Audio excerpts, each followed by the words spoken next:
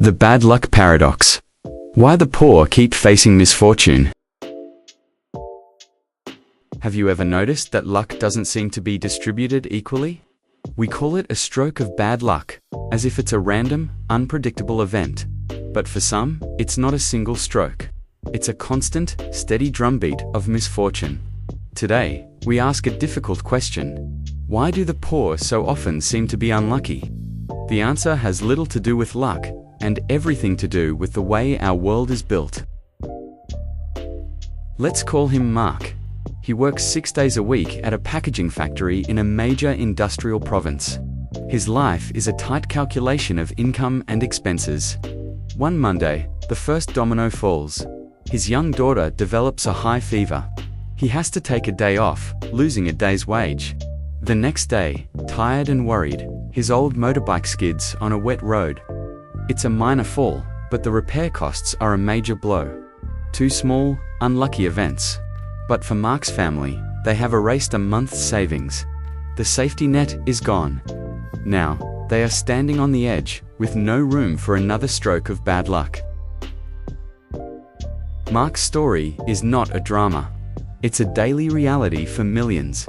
It illustrates a pattern that many have observed, but struggled to explain.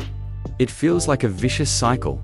Poverty seems to attract misfortune, and misfortune deepens poverty. But to understand this cycle, we must look past the individual and examine the system itself.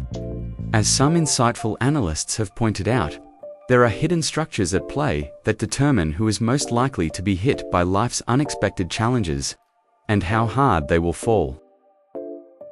The first concept is vulnerability. Everyone gets sick. Everyone's vehicle breaks down, but not everyone experiences the same consequences. For a middle-class family, a sick child and a broken motorbike are inconveniences. For Mark, they are a crisis. He has no resilience buffer, no savings, no paid sick leave, no alternative transport. His vulnerability is heightened, so any random event hits him harder. The second is the distribution of risk. Modern society creates risks: pollution, industrial accidents, financial instability.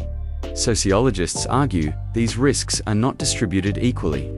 Mark's family lives near his factory because it's affordable, but that area likely has higher levels of air pollution, increasing the chances of respiratory illness.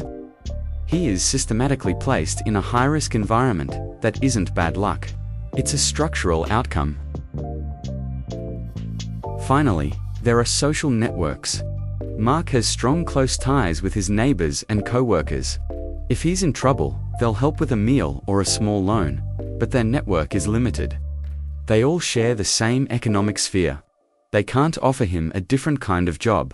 A professional in an office might have weak ties, acquaintances in many different fields. These weak ties are a powerful safety net, offering diverse information and opportunities that Mark's network cannot provide. So, what is the solution? Telling Mark to simply be more careful or save more ignores the systemic pressures he faces. The solution must also be systemic. It's about building societal resilience. This includes robust social safety nets, affordable public healthcare, reliable public transport, unemployment benefits. It's about policies that ensure safer working and living environments for everyone. On an individual level, it's about fostering communities that build bridges, creating those weak ties that connect different social worlds. The bad luck of the poor is often the visible symptom of invisible structures of inequality. It's the predictable result of a system where risk is pushed downwards onto the most vulnerable. Understanding this doesn't solve the problem overnight, but it is the essential first step. It allows us to replace judgment with empathy, and to shift our focus from blaming individuals to questioning the systems we all live in. One person's misfortune is never just their own. It is a reflection of the community we have built. Thank you for listening to English Audio Insights.